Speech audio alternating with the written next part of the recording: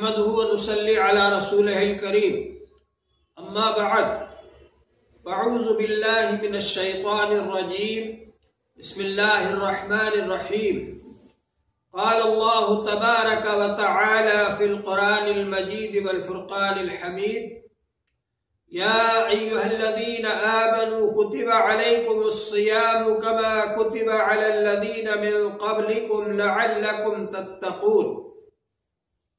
محترم حضرات، اللہ جل شانہ کا بڑا احسان ہے اور اس کا کرم ہے کہ اس نے ہم کو رمضان مبارک عطا فرمایا۔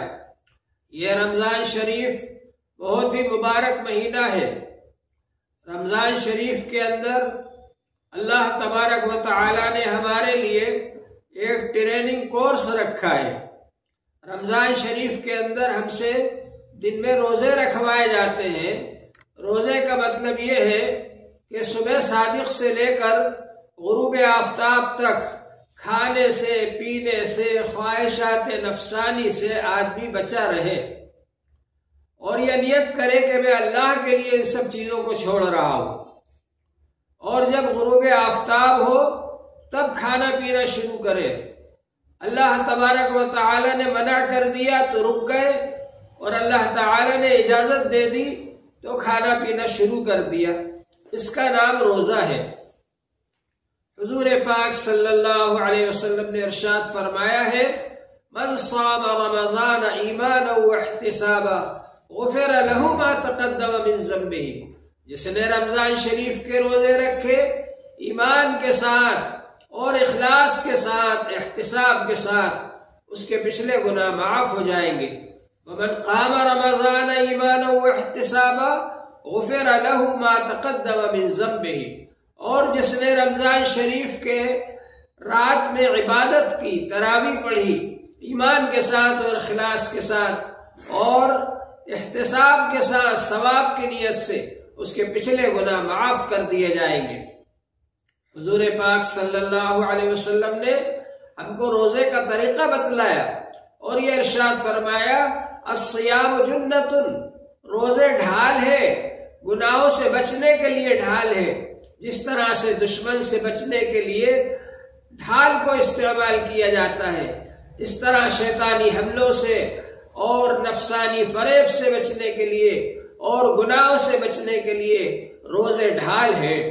اور حضور پاک صلی اللہ علیہ وسلم نے روزے کے متعلق یہ فرمایا کہ جو شخص روزہ رکھے اور روزے میں بھی گناہوں کا کام کرے تو اس کے بھوکا پیاسا رہنے کا کوئی مطلب نہیں۔ حضور پاک صلی اللہ علیہ وسلم نے فرمایا کہ جو شخص روزہ رکھے اور بے حیائی کے کام کو نہ چھوڑے اور برے کاموں کو نہ چھوڑے تو اس کا روزہ رکھنا اور نہ رکھنا یہ برابر ہے۔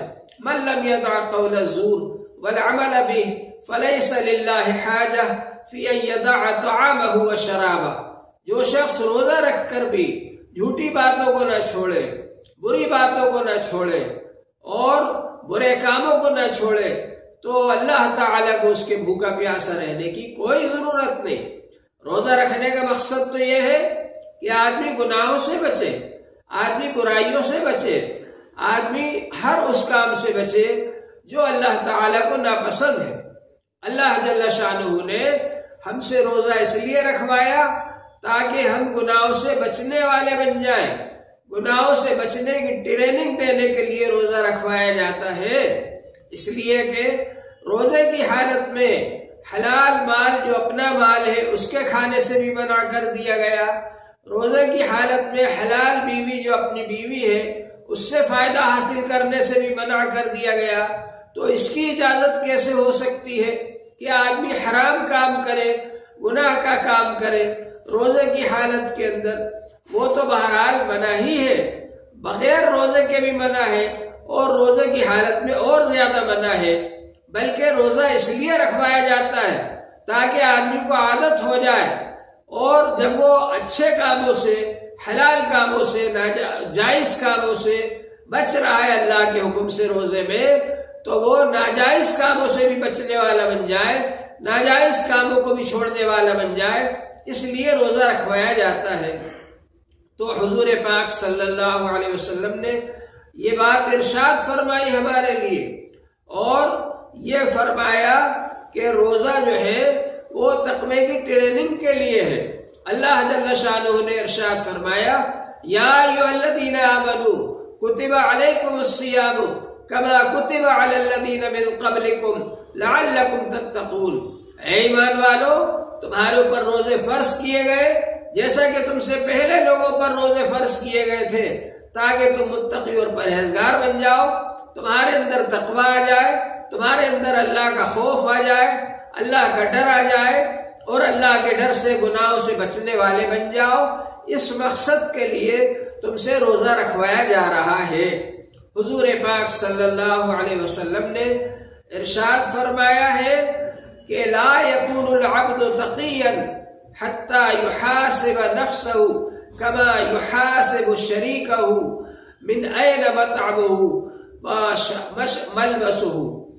تم میں سے کوئی بندہ بھی تقوی والا نہیں ہو سکتا، متقی اور پرہیزگار نہیں ہو سکتا، یہاں تک کہ وہ اپنے نفس سے ویسا ہی حساب کرے جیسا حساب اپنے شریک سے کرتا ہے، کہ کہاں سے وہ اس کا کھانا پینا چل رہا ہے، کہاں سے وہ لباس پہن رہا ہے، اپنے نفس سے حساب کرے کہ میرا کھانا پینا کیا ہے، اکل حلال ہے، حلال مال کھا رہا ہے یا حرام مال کھا رہا ہے، اور اسی طرح سے اپنے نفس سے حساب کرے کہ حلال طریقے سے پہن رہا ہے کپڑے یا حرام طریقے سے پہن رہا ہے۔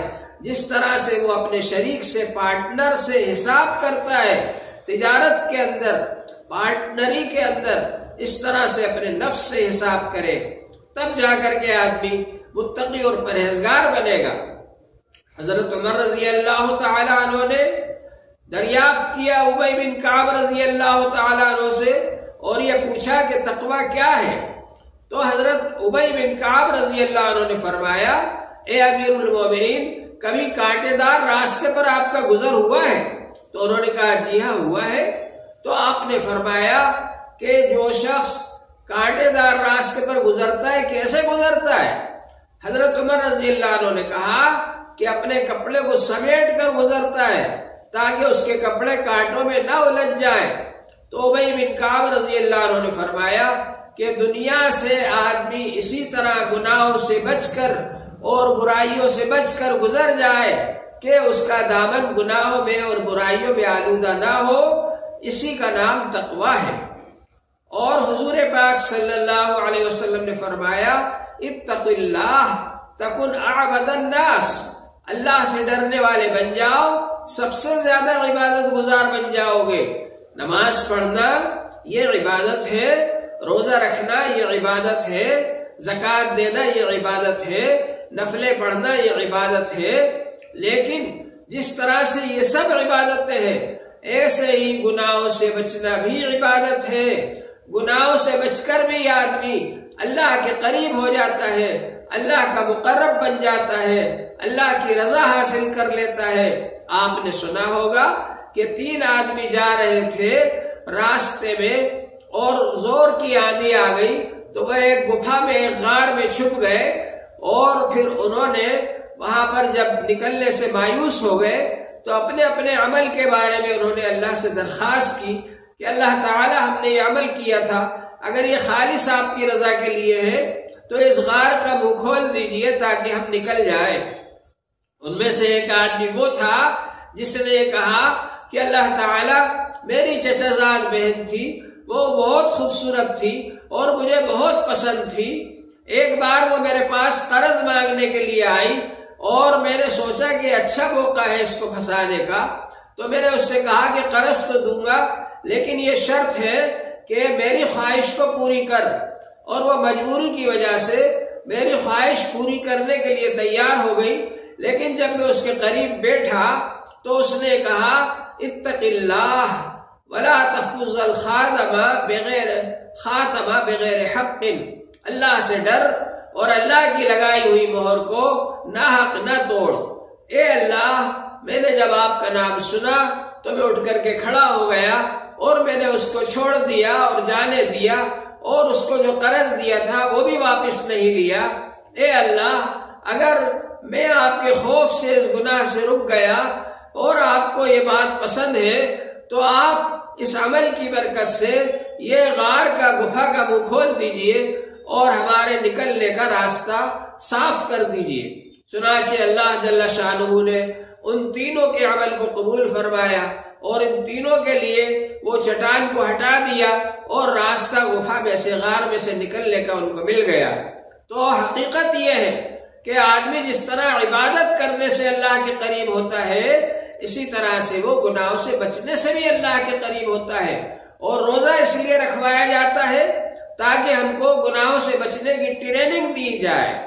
جس طرح سے ہم عام دنوں کے اندر جھوٹ بول رہے ہیں، کھا رہے ہیں، پی رہے ہیں، ان چیزوں سے ہم بچے۔ زبان کا روزہ یہ ہے کہ آدمی جھوٹ بولنے سے بچے، غیبت کرنے سے بچے، بہتان لگانے سے بچے۔ آنکھوں کا روزہ یہ ہے کہ آدمی حرام چیز کو دیکھنے سے بچے، غیر محرم کو دیکھنے سے بچے۔ کانوں کا روزہ یہ ہے کہ آدمی غیبت سننے سے بچے اور بری باتیں گانا وغیرہ سننے سے بچے۔ اور ہاتھوں کا روزہ یہ ہے کہ آدمی غلط چیز کو لینے سے اور غلط چیز کو پکڑنے سے اور کسی کو ناحق مارنے سے بچے۔